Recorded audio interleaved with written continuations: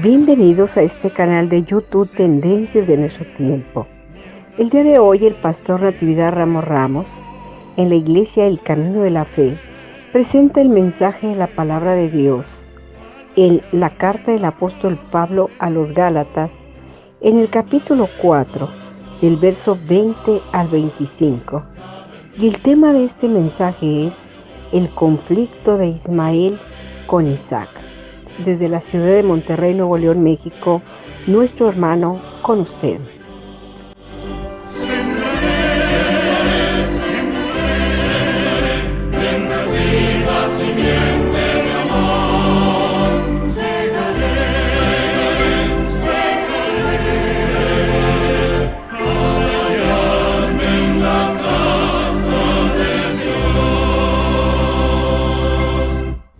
Vamos a leer Gálatas 4, 20 al 25, vamos a leer. Mire, qué tan contento estaba Pablo con los de la Galacia, que eran muy cambiantes. Hacía poco los había llevado a Cristo y habían sido salvos por creer en Jesucristo, que es el que justifica. Pero resulta que cayeron los judaizantes. Esos judaizantes no son evangelizadores, son proselitistas. Y cayeron y le dijeron a los que habían sido paganos: ustedes no pueden ser salvos porque necesitan guardar la ley de Moisés. Y se les cayó el corazón. Y otros se fueron a la ley.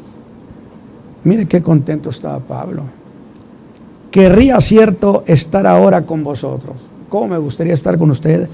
Y mudar mi voz, porque estoy perplejo en cuanto a vosotros. Decidme los que queréis estar debajo de la ley, ¿no habéis oído la ley? Porque escrito está que Abraham tuvo 2 hijos, uno de la sierva, el otro de la libre. Mas el de la sierva nació según la carne, pero el de la libre nació por la promesa, las cuales son dichas por alegoría, que es una figura de la retórica, porque estas mujeres son los 2 pactos. El uno ciertamente del monte del Sinaí, el cual engendró para servidumbre, que es Agar. Porque Agar o Sinaí es un monte de Arabia. O sea, ahí donde recibió Moisés las tablas de la ley, el monte se llama Agar. No es muy común, no es común que se le llame así, pero el mundo árabe así lo llama. El cual es conjunto a lo que ahora es Jerusalén, la cual sirve con sus hijos. Hasta ahí llegamos. Padre, yo te ruego que nos bendigas esta mañana con la palabra. Señor, que sea una bendición, porque hemos aprendido que ser justificado solo se consigue con la fe en la obra de tu Hijo amado Jesús, que murió por nuestros pecados. Bendíceme esta mañana con el trazo justo de la palabra, y a mis hermanos abre su corazón para que las cosas tengan razón de ser, por Cristo Jesús. Amén. Gloria a Dios. Creo que hemos llegado a la orilla del camino con el apóstol Pablo. O sea, al final, mejor la orilla no, mejor al final del camino con el apóstol Pablo. En todas las cartas que yo he predicado, que escribió el apóstol, buscaban evitar que los que habían creído en Cristo Jesús y en Cristo habían sido justificados, que yo siempre trato de explicar justificación de qué. Éramos culpables ante la justicia divina. Pero cuando creemos que Cristo pagó el precio de nuestros pecados, la justicia divina nos declara inocentes y a eso se le llama ser justificados. Es tan hermosa esa doctrina que no me abstengo de las ganas de mencionar cosas. Es decir, cuando Dios justifica a una persona, ya estás perdonado, estás limpio, no hay culpa, no hay expediente en contra. Ahí está el hombre de pie diciendo soy justificado, no hay culpa. Pero si Dios no hiciera algo más con él, que solamente lo justificara, ese hombre volvería a lo mismo. Es decir, ya pagaron mi culpa, estoy sin culpa, pero va de nuevo. Vuelvo otra vez a lo mismo, a llenarme de pecado. Entonces algo se tiene que hacer con él. Es decir, no solamente ya lo perdonaron, ahora hay que cambiar su naturaleza. Y a eso le llamamos la regeneración. Porque si sigue siendo el mismo hombre, siguen lo mismo, entonces hay que cambiarlo. El Espíritu Santo produce el hombre nuevo. ¿Vamos bien? Produce al hombre nuevo. Las cosas viejas pasaron, todas son hechas nuevas. Por eso yo decía en una clase que de ninguna manera existe la tesis de irse salvando poco a poquito. Porque un niño nace o no nace. Nada de que nació una patita y la otra semana la otra patita. Oh, señores. Entonces, así es la nueva criatura en Cristo. Es un cambio instantáneo. Y entonces ya no es el mismo viejo hombre. Ahora va a hacer las cosas distintas. Ahí tenemos a ese nuevo hombre. Ahora sí está cambiado, pero no tiene familia a la que pertenecer. Y entonces es adoptado. En Cristo Jesús se hace una adopción para que ese hombre ahora sea llamado hijo de Dios. Qué interesante, ¿verdad? Amén. Ahora, es justificado, regenerado, ahora es adoptado, pero hemos dicho, oiga, pero se necesita un documento. Si ha sido adoptado, existe un documento, ¿o no? Que haga legal la adopción. ¿Qué es lo que legaliza nuestra adopción? Que el Espíritu Santo viene a morar en nosotros. Y Él es el que testifica que somos hijos de Dios. Alabado su nombre. Amén. Y luego, después de eso, Dios lo santifica, que significa lo separa para su servicio. Esa es la santificación instantánea de parte de Dios. Pero luego viene el otro asunto, la santificación progresiva. Es decir, esa no está a cargo de Dios, está a cargo mío. Porque a veces hay una idea media etérea. Pues, ¿qué cosa es la santificación? Como si la santificación fuera una pomada o algunas gotas que se echan. No. Es la cosa más simple. Significa que usted se separa, se retira de las cosas que lo pueden llevar al pecado. Se consagra, significa se separa. Olvídese de la pomadita. Es algo que está a cargo de cada creyente. Entonces imagínense la preciosidad de doctrina de la redención, de la obra de Cristo, como para convertirla en chatarra. Nunca lo aceptaré. Y fuimos justificados. Sin embargo, llegaron los judaizantes y empezaron a mover a los que habían venido del paganismo, hombre, de sus vidas destruidas, hechas pedazos. Pero llegó Pablo, predicó este evangelio que salva, y esas gentes cambiaron y empezaron a vivir una nueva vida y empezaron a prosperar en todos los sentidos, porque el evangelio redime. Alabado sea Dios. El evangelio redime. y redime hasta económicamente, porque el viejo borracho que se gastaba toda la lana allí en la cantina, ahora ya no se la gasta, y entonces, como es salvo, ahora le aplica a su casa. Alabado sea Dios. Amén. Es una de las grandes cuestiones. Entonces, despiadadamente fueron con los que habían sido paganos, de un paganismo profundo, perverso, vidas arruinadas.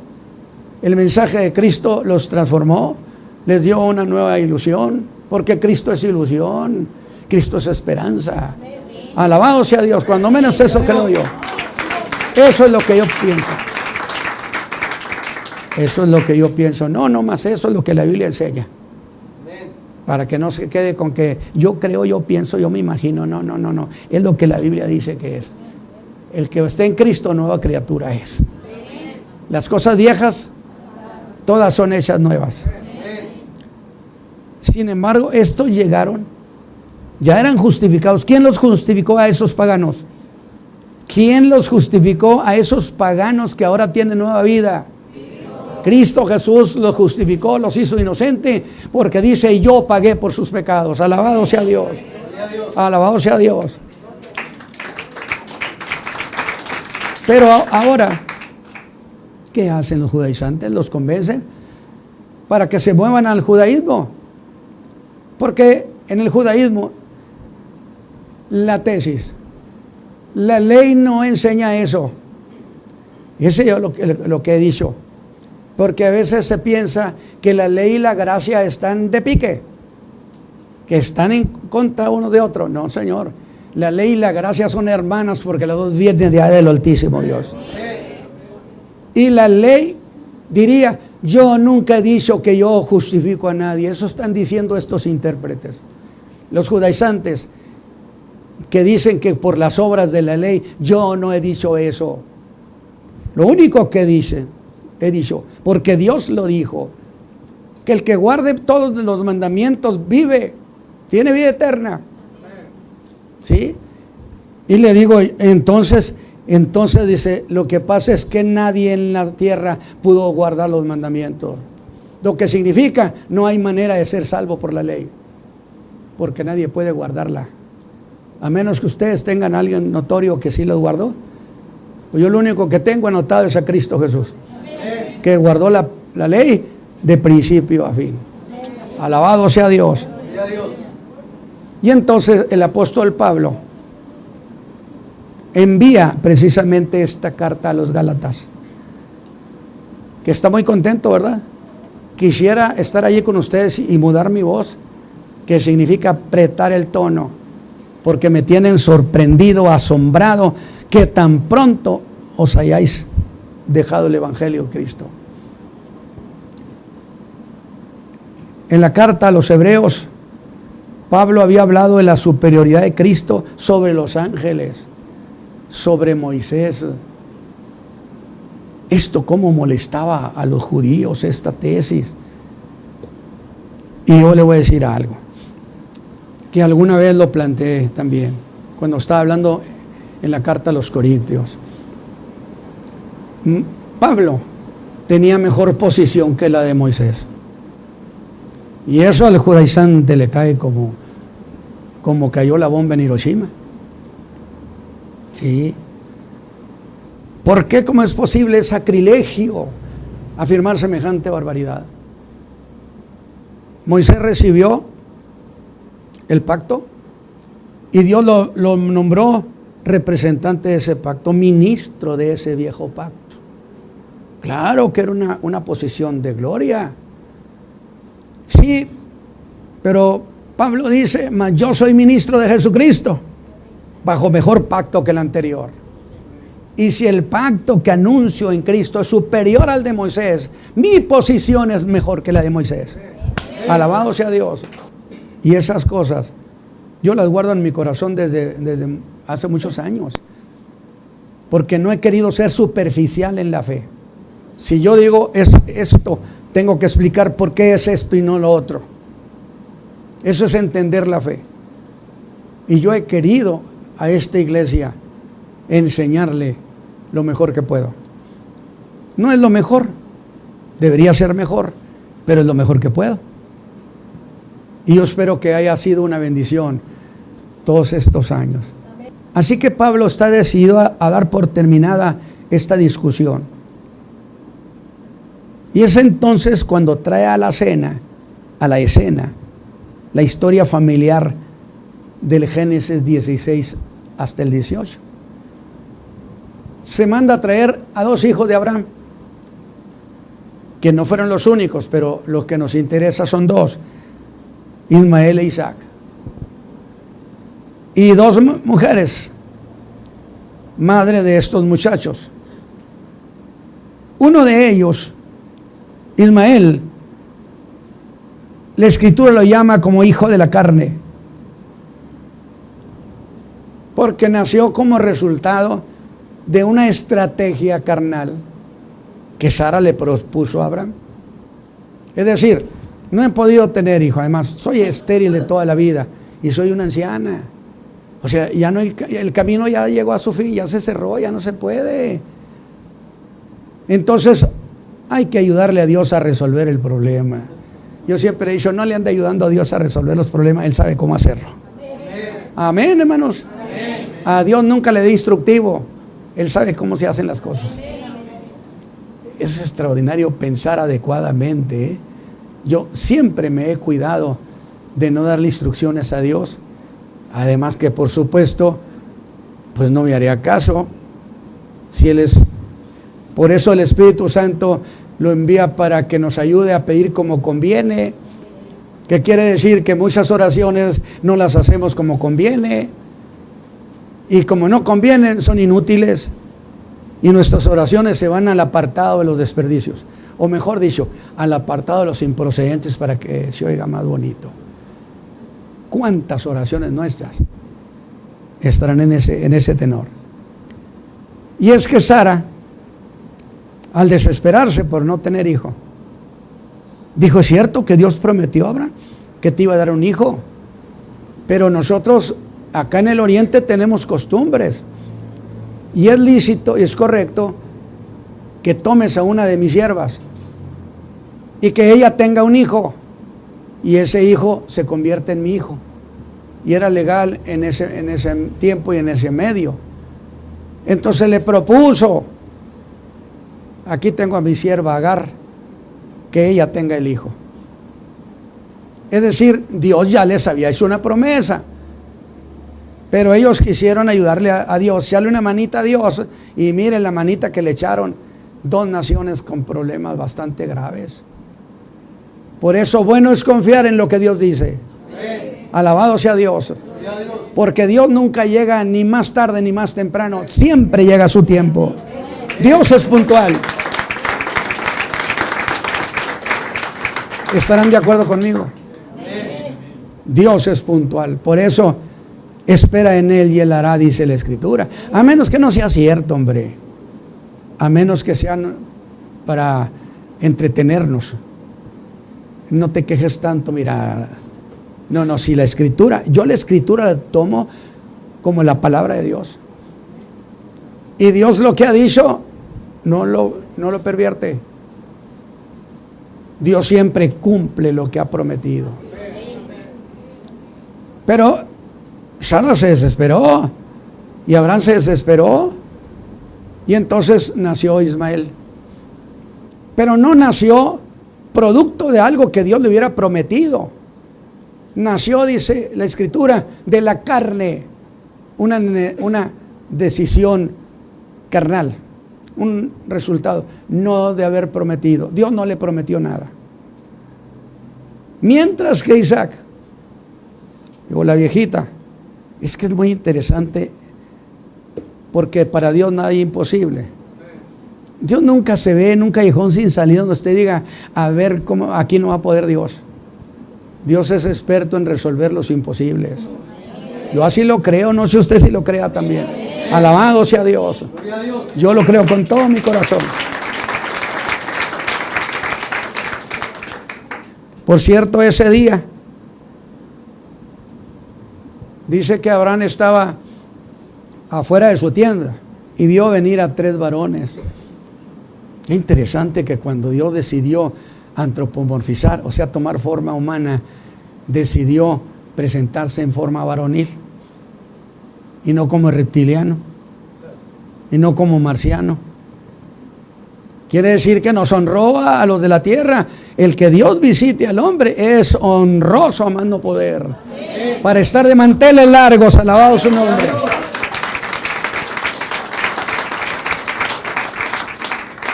A veces me desvío de los puntos que tengo, pero yo siempre digo, le dije a mi alma que volara y a ver a dónde se iba. Y lo disfruto, porque 57 años que he predicado, Él siempre me ha hecho bien. Siempre me ha hecho bien. Es buen Señor, es buen Dios, excelente Padre. Y Abraham, muy solícito, de acuerdo a la ley, a las costumbres de la hospitalidad de ese medio, Abraham lo recibe, pues lavó sus pies, bueno, tenía siervos. Pero imagínense el detalle. Dios llega, voy a ponerlo como a las 3 de la tarde, en la caída de la primera tarde, porque había 2 tardes. La de 1 a 3 era la primera tarde y de 3 a 6 la segunda tarde, en ese medio. Y yo pienso que Abraham los vio venir a eso de casi a las 3 de la tarde o más o menos. Eso lo digo yo, no lo dice la Biblia. Pero me quiero meter en la historia. Y tengo que decir, yo estaba allí, era casi las 3 de la tarde. Si no, no me resulta. Alabado sea Dios. Y entonces los atiende. Pero tiene cierta percepción. Porque uno de ellos, ¿quién era? Uno de ellos era Cristo mismo. Porque el Padre nadie lo ha visto jamás. Pero Dios se manifestó en Cristo, que tomaba forma humana. Y eso se me hace muy honroso. El Creador, el dueño de todas las cosas, nos ame, nos tenga en consideración y venga a vivir con nosotros. No, eso es para adorarlo eternamente. Y entonces, fíjese, mataron un becerro y luego lo prepararon. ¿Cuánto cree usted que tardan en matar un cordero y luego prepararlo, asarlo? Pues no menos de 2 horas, a lo mejor 3 horas. Bueno, todo ese tiempo Dios se la pasó platicando con Abraham. No me diga que no es de lujo eso. Visita de lujo, pero visita de lujo que el Hijo vino a morir por nosotros. Debe ser glorificado, adorado eternamente. Digno es el Cordero de la honra y la gloria y la alabanza. Y entonces, en la plática, Sara estaba poniendo oreja, pegada ahí detrás de la tienda. ¿Quién será? ¿De qué estarán hablando? Y Dios le dice, Sara va a tener un hijo. Y que Sara suelta la carcajada. Digo, porque debió pensar, a mi edad, ¿cómo me voy a ver? Y además no es posible. Y Dios le pregunta a Abraham, ¿por qué se rió Sara? O sea, no le dijo a Sara, le habló al jefe de la familia. Es que eso se llama procedimientos. Entonces, si usted se pone a hablar con los que trabajan ahí, no, eso se llama vicio de procedimiento. Vaya con el jefe, con el titular. Amén. Fíjese qué interesante que Dios no rompe el protocolo. Y le dijo a Abraham, ¿por qué se rió Sara? Abraham le dice, ¿por qué te reíste, Sara?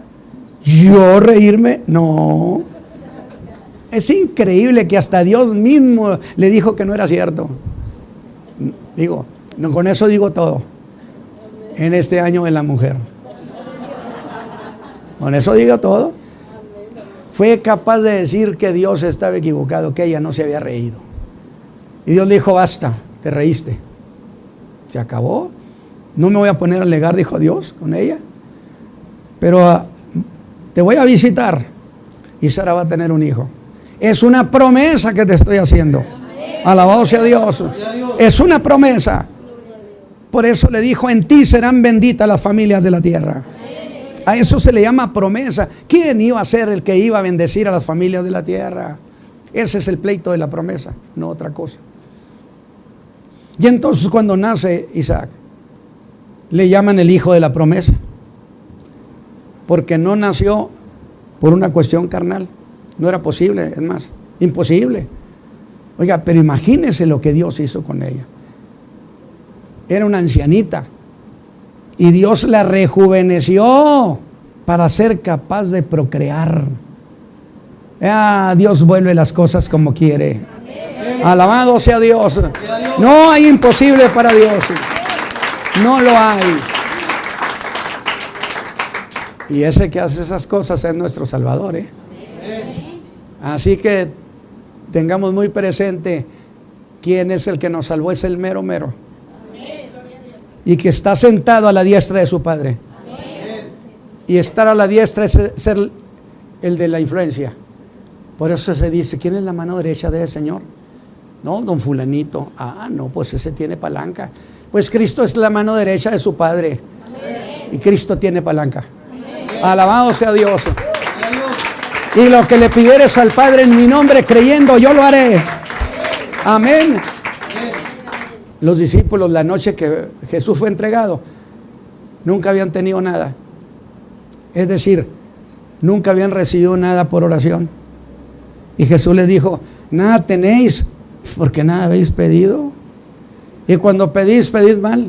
Por eso yo enseñaba aquí a la iglesia que algunas gentes en la radio nos llamaban para decirnos, ore por mi hijo, fíjese que está en el penal, ore para que Dios haga justicia.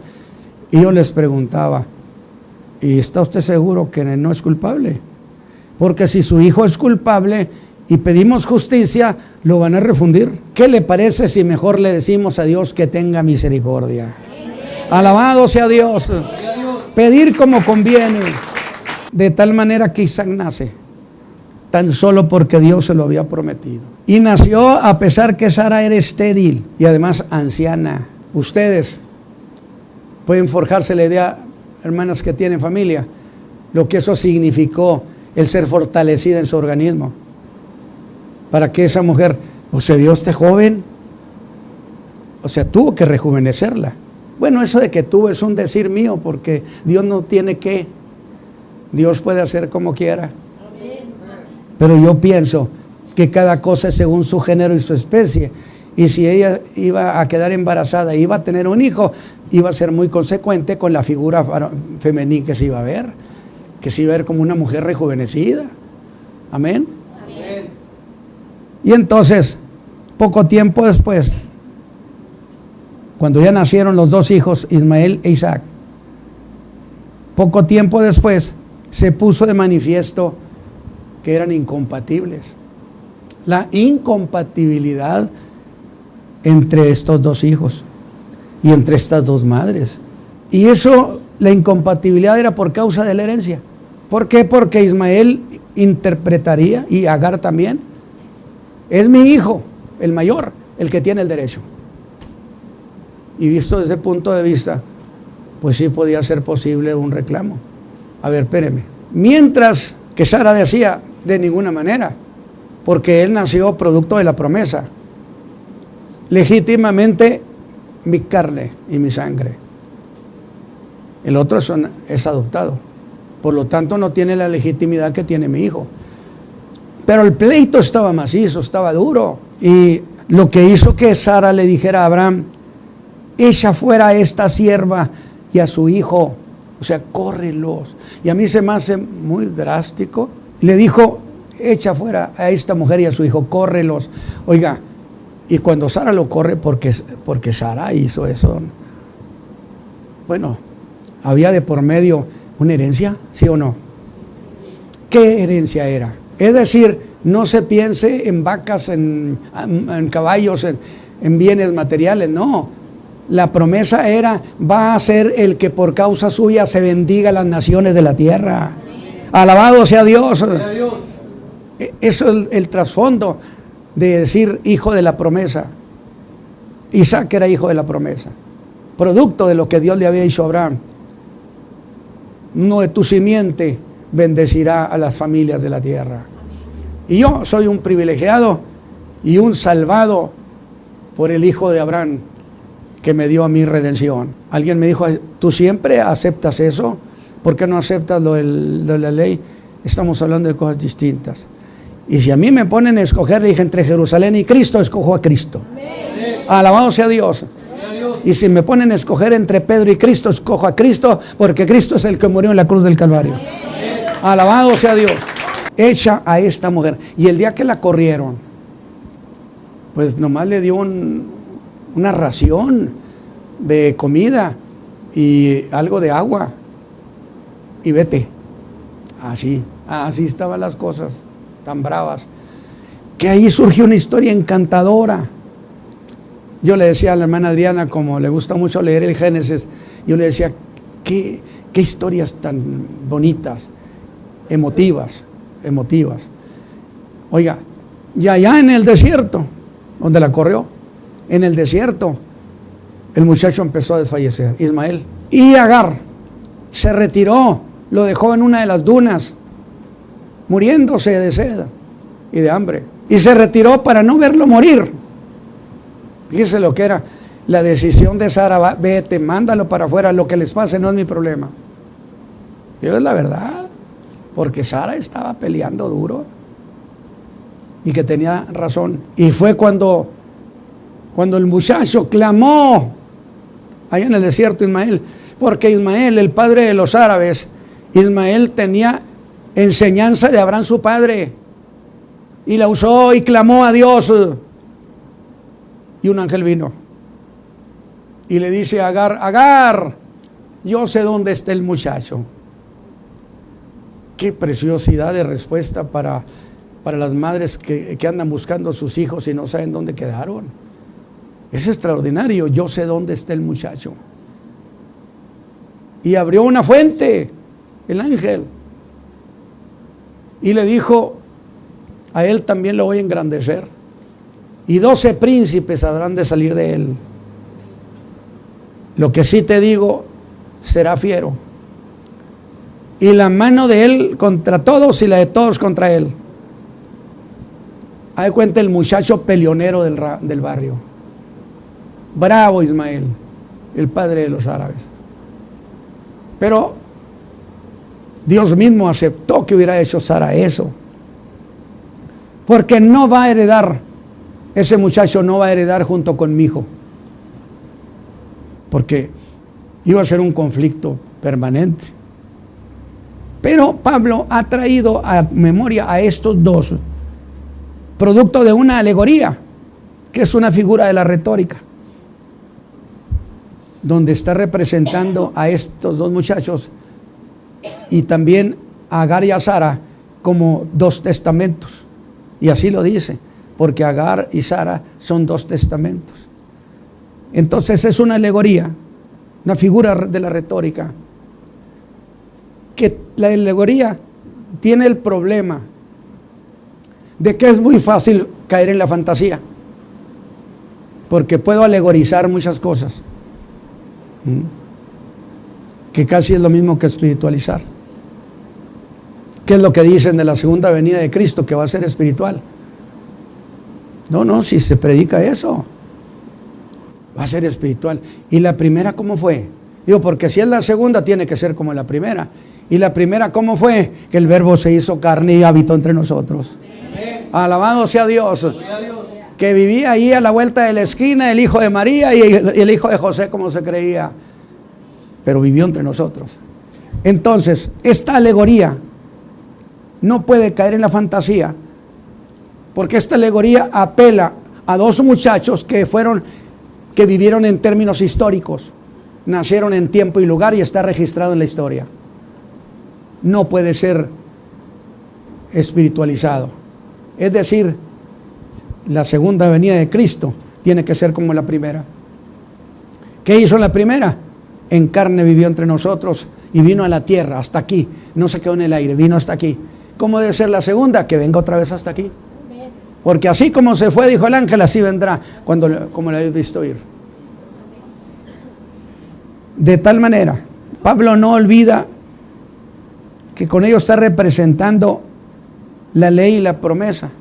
Pero déjenme decirles una cosa, que no quiero que se les olvide. Cuando se ha dicho que la ley está contra la gracia, No, y así lo predican la mayor parte de los predicadores, así lo entienden. Espéreme tantito. ¿En qué nos basamos para decir que la ley tiene pleito con la gracia? Las dos son hijas de Dios. Y la ley es justa, santa y buena. Y la ley diría, me acusan a mí de estar yo peleando la titularidad de la gracia. Pero eso yo nunca lo he dicho. Eso es lo que dicen estos que me interpretan así, pero yo jamás estoy en contra de la gracia. Acuérdense que aclaramos eso. ¿Qué hizo la ley? La ley vino para el hombre que estaba pensando que no era pecador y que no tenía problemas con Dios. Pero la ley vino, se le presentó y le pone como un espejo y dice, mírate aquí. No solamente eres pecador, sino más pecador de lo que creías. Y no solo eso, estás en un alto riesgo de castigo eterno si no arreglas este problema. Eso hizo la ley, los concientizó. ¿Estamos entendiendo eso? David no vino a pelear con la gracia. Es que la mandaron a que concientizara al hombre y le dijera, mira, este eres tú y este es tu problema, necesitas resolverlo. Y el hombre le diría a la ley, bueno, ayúdame, sálvame. Y la ley diría, es que a mí no me mandaron a salvar, yo no tengo poder para salvar. Entonces, ¿a qué has venido? A lo que acabo de hacer, de demostrarte que tienes riesgo. Y entonces ese hombre, lo dijimos, ese hombre trató de resolver el problema diciendo, pues entonces me pongo a guardar los mandamientos de Dios, porque por ahí se ha dicho que todo es querer y que querer es poder, de veras. Pues el capítulo 7 dice que no es cierto, el de los Romanos. ¿Por qué? Porque ese hombre dijo, voy a guardar los mandamientos. Y resulta que no podía hacer lo que quería, hacía todo lo contrario. Y dice, yo le digo, ¿qué te está pasando? ¿Por qué no puedes cumplir los mandamientos de Dios, la ley de Dios? Pues no sé, pero hay algo dentro de mí que me obliga al pecado. Encontré, dijo, que dentro de mí tengo un amo, que es la ley del pecado, que me lleva cautivo y no me permite. Miserable hombre de mí, ¿cómo resuelvo esto? La ley no me puede ayudar. ¿Quién me librará del cuerpo de muerte? Y la ley le diría, yo te voy a llevar para que veas quién te puede librar. Y se presenta la gracia y le dice, yo te voy a presentar al que sí libera, se llama Jesucristo. Alabado sea Dios. Y fue liberado ese hombre, y grita en el capítulo 8, gracias doy a Dios por Jesucristo, Señor nuestro, que me ha libertado la ley del pecado y de la muerte. Y volteo a ver a la ley que anda haciendo, y ¿sabe qué está haciendo la ley? Aplaudiendo, aplaudiendo, magnífico, hice el trabajo, los empujé a Cristo. Alabado sea Dios. Alabado sea Dios. Entonces, ¿dónde está el pleito con la ley? Hay muchas cosas que hay que aclarar con precisión, porque se dice nosotros no estamos ya bajo la ley, sino bajo la gracia, pero la mayoría lo habla sin saber qué habla. Yo siempre traté de saber qué hablo, aunque no todo lo alcanzo a entender, pero una buena parte sí la entiendo, y la que no entiendo mejor ni me meto a explicarla. Trabajo, pienso, razono profundo hasta que Dios me dé la respuesta en mi entendimiento. No audible, pero en mi entendimiento. Yo he aprendido a entenderle a Él, eso así. Entonces la ley, yo le digo, qué feliz estás. Digo, ¿por qué he cumplido mi trabajo? ¿Te has dado cuenta, hermano Ramos, que la ley y la gracia no tenemos pleito? El pleito lo tienen estos por la interpretación que le dan, que dicen que yo dije, ¿cuándo dije? Maravilloso, ¿verdad? De tal manera, entonces, esa alegoría, no olviden que Pablo está representando la ley y la promesa. Y tomar esa solicitud de Sara, de echar fuera a la sierva y a su hijo, a la mamá y al hijo, es decirles a los Gálatas y a las iglesias contemporáneas, deben echar fuera la ley de Dios. No quedamos en que viene de Dios y que es justa, santa y buena. Pues ¿qué tema se está peleando entonces para poderlo resolver? ¿Quién justifica? ¿Justifica la ley o justifica la fe en Cristo Jesús? Es lo que se está discutiendo. Y al decirles que echaran fuera las prácticas de la ley, está hablando de un problema que los judíos decían que por méritos, por obras, podían ser justificados. Y la ley y la gracia está diciendo, y Sara está diciendo, echa para afuera eso, porque solamente la promesa salva. ¿Quién es el que justifica? Y es decirle a todas las iglesias de todos los siglos, no cometan el error de judaizar su iglesia. Y yo espero yo creo que sí, muchos me han oído en Estados Unidos, yo lo hablé abiertamente. Nunca tuve réplica, porque existe el derecho de réplica, y tiene usted que oírlo y dar la cara. Por eso cuando diga algo, esté preparado, porque no vaya a ser que alguien le diga, voy a ejercer el derecho de réplica, y usted tiene que dárselo. Por eso dice, hay que estar preparados para responder con mansedumbre y reverencia a cada uno que demande razón que hay en vosotros. El razonamiento y la discusión sobre ciertos conceptos no deben convertirse en un pleito callejero. Porque algunos se enojan a la hora de hacer aclaraciones, se enojan. Y decían los viejos adagios, a falta de razonamiento se abre el costal de las piedras. No pudo razonar, saco del costal las piedras y le pongo una pedrada. O sea, cuando la gente mejor prefiere enojarse. La Escritura no autoriza eso, sino que le ordena que esté preparado.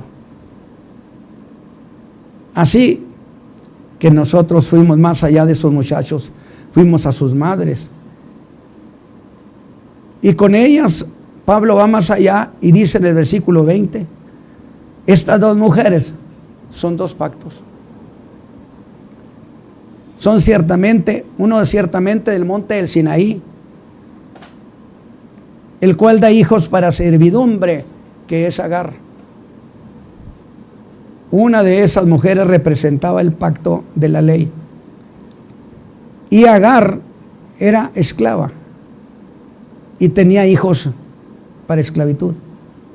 Ella era sierva y daba hijos para servidumbre. Sara era libre y daba hijos libres. Es la alegoría que Pablo está presentando. Porque Agar o Sinaí es un monte de Arabia, el cual es conjunto a lo que ahora es Jerusalén. Ahora Pablo dice que en esta alegoría estas dos mujeres son los dos pactos, el del monte del Sinaí y el otro, el de la promesa en Cristo. Porque en Cristo el mundo tiene un nuevo pacto, mejor pacto, mejores promesas. Yo estoy enamorado de este evangelio y yo espero que usted también. Y dice, el uno viene del monte del Sinaí, y dijimos que bajo estas expresiones identifica ese pacto del Sinaí. No deja de reconocer que está diciendo que Agar representa la ley y que Jerusalén da hijos para servidumbre. Fíjese nomás, Jerusalén es parte de una cadena montañosa que nace allá por el Sinaí, y en la punta de toda esa cadena montañosa está Jerusalén, la ciudad de Sión. Y entonces considera a toda esa sucesión montañosa como si fueran esclavos del Sinaí. Y entonces Jerusalén da hijos para esclavitud. ¿En qué sentido? La ciudad amada de Dios, en que los de Jerusalén rechazaron a Cristo, que los podía justificar, y se sometieron estrictamente a la ley, y bajo la ley quedaron como esclavos. Que yo expliqué eso. ¿Se acuerdan del niño famoso?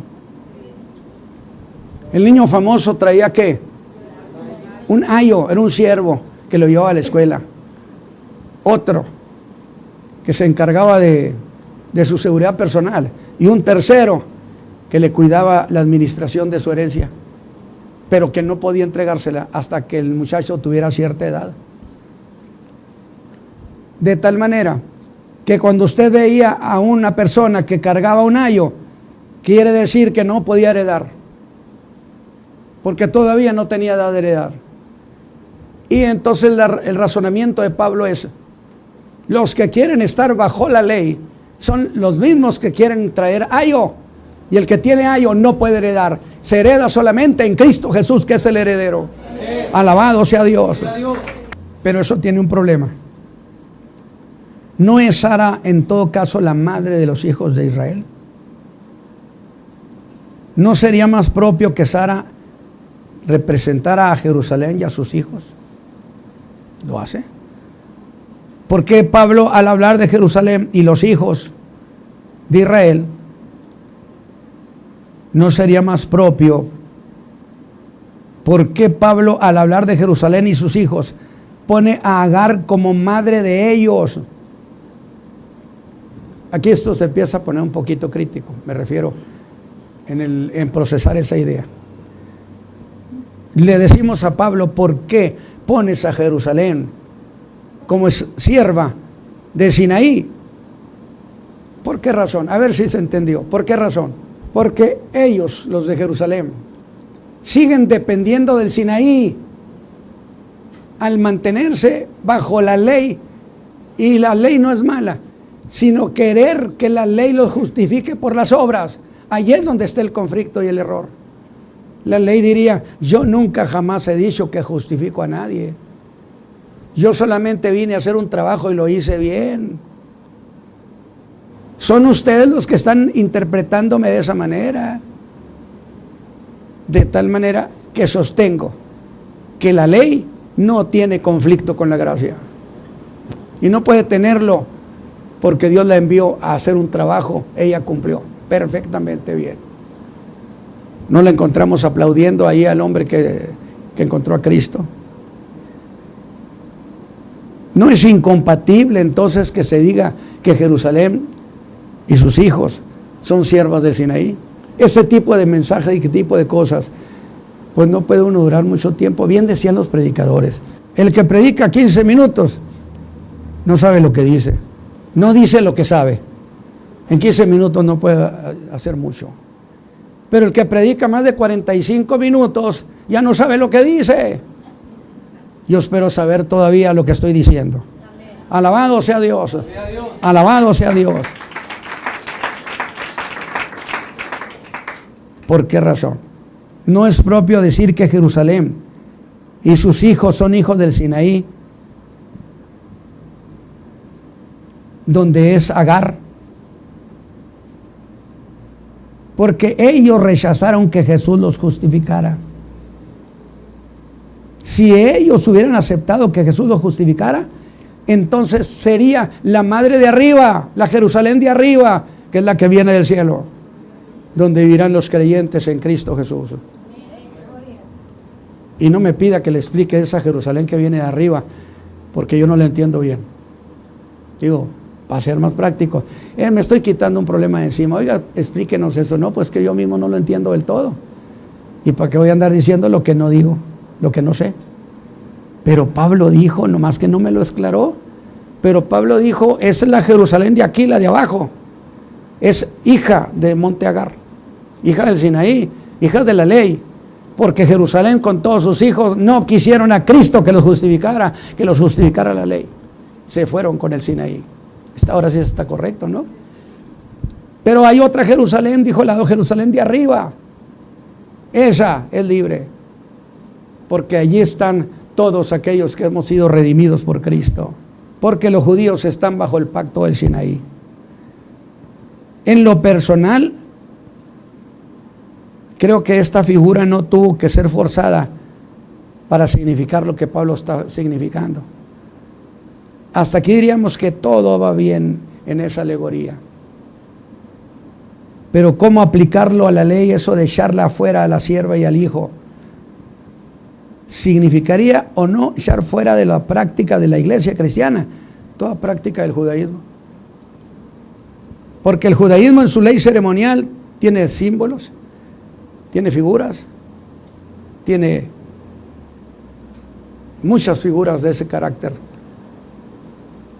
Yo decía, el Espíritu Santo estaba representado por el aceite de la unción, que no es cualquier aceite porque ahora venden entre las iglesias, mire, tengo aceite de la unción, no sea mentiroso. El aceite de la unción estaba prohibido hacerlo bajo pena de muerte, y tenían que ser solamente levitas especializados en la química, y ni siquiera podían olerlo. Entonces no andar ungiendo medio mundo aceite de la unción, no, hombre, es aceite de Nutrioli, qué sé yo. Porque a veces me dicen, pero mire, Santiago dice que se unjan con aceite. Era costumbre en ese tiempo poner aceite, pero no el de la unción, hombre. Eso es lo que se está aclarando. Pero cuando cuando Jesús fue bautizado, ¿qué sucedió? Jesús, el Cristo, el Rey, ¿o no? Y Juan precisamente iba a precederlo, porque Juan pertenecía a la casa de Aarón, la que tiene legitimidad de sumo sacerdote. Ese es Juan el Bautista, pertenecía a la casa de Aarón. Y entonces Juan el Bautista debió cargarse una botija del aceite y vaciársela a Jesús, pero no lo hizo. ¿Por qué no usó Juan? ¿Por qué Juan usaste ese símbolo tan precioso? Y Juan me diría, mira lo que viene descendiendo del cielo. Porque el aceite es símbolo del Espíritu Santo. ¿Para qué le voy a vaciar la botija del aceite? Sino el Espíritu Santo representado en el aceite ya vino sobre él y se posó. Alabado sea Dios. Por lo tanto, cuando Cristo viene, los símbolos y las figuras y todas las cosas se van para su casa. Porque Cristo es el Cordero de Dios que cumplió todas las cosas. Y ya no estamos sujetos a esas figuras de que él toca el cuernito para... Bueno, a los que les gusta mucho la profecía. Hermano Ramos, ¿usted no acepta que haya profeta? No, claro que acepto, pero no acepto que cualquiera sea profeta, nomás por decir que fue profeta. Y ni siquiera saben lo que es hacia un profeta. Por eso yo decía, hay tanta maldad, tanta cosa tonta en la iglesia, y me perdonan, pero casi son puras mujeres profetizas. No estoy acusando a las mujeres, pero estoy diciendo que hay una malformación, porque aún las mujeres, si son enseñadas a su tiempo, ponen las cosas en su lugar. Pero ¿para qué yo voy a buscar un cordero para ofrecerlo a Dios si tengo al Cordero de Dios que vino y se ofreció por mí? Amén. Alabado sea su nombre. No necesito más, no necesito figuras, no necesito símbolos. Cristo ha cumplido todas las cosas. Alabado sea Dios. Que sean bendecidos de Dios, hermanos. ¿Cómo sienten sus corazones? Pregunto, ¿la ley y la gracia tienen pleito? Porque ¿qué hace la ley? La ley le demuestra al hombre su pecado y lo concientiza, y además de eso lo espanta con realidad diciéndole, pero te espera un castigo eterno si no resuelves esto. Y ese hombre espantado dijo, pues ayúdame. ¿Y qué le dijo la ley? Es que a mí no me mandaron a salvar, yo no tengo poder para eso. Y entonces ese hombre trató de guardar la ley. ¿Y qué pasó con él? No pudo. ¿Por qué? ¿Qué descubrió ese hombre? Que dentro de él había pecado. ¿Pecado o la ley del pecado? Que lo llevaba a pecar y hacer lo que no quería hacer. Y entonces gritó, estoy encerrado sin salida, miserable hombre de mí, ¿quién me va a poder librar? La ley no puede, que es santa, justa y buena. Y entonces la gracia se aparece y le dice, yo te voy a decir quién. Y entonces lo lleva a Cristo. Y la ley estaría aplaudiendo, emocionada, diciendo, lo logré, lo logré, lo logré, lo he llevado a Cristo. Alabado sea Dios. Allí vamos a dejar el mensaje. Gracias, Señor, por este culto. Gracias por tu bendición y por tu palabra. Te ruego, Señor, que nos des una semana de tu gracia, que nos guardes y nos libres del mal. Por Cristo Jesús. Amén. Damos gracias a Dios porque usted nos ha acompañado en este mensaje de la palabra de Dios, deseando que cada día nuestra fe en Cristo sea aumentada más y más, para que nuestras convicciones, nuestra fe, crezcan en la persona de nuestro Señor Jesucristo. Queremos invitarle para que usted continúe en este canal de YouTube Tendencias de Nuestro Tiempo y que se sume cada día más gente a esta fe preciosa de Jesucristo nuestro Señor. Si usted no tiene un lugar donde congregarse, queremos invitarle a la Iglesia El Camino de la Fe, que está ubicada en la avenida Ruiz Cortines, número 221 Oriente, en la colonia Francisco Garza Sada, municipio de San Nicolás de los Garza, Nuevo León. El teléfono de nuestra iglesia es el 81 83 79 90 60. Nuestras reuniones dominicales son a las 11 de la mañana y a las 5 de la tarde. Culto evangelístico y es para toda la familia. Deseamos que Cristo Jesús le bendiga grandemente. Amén.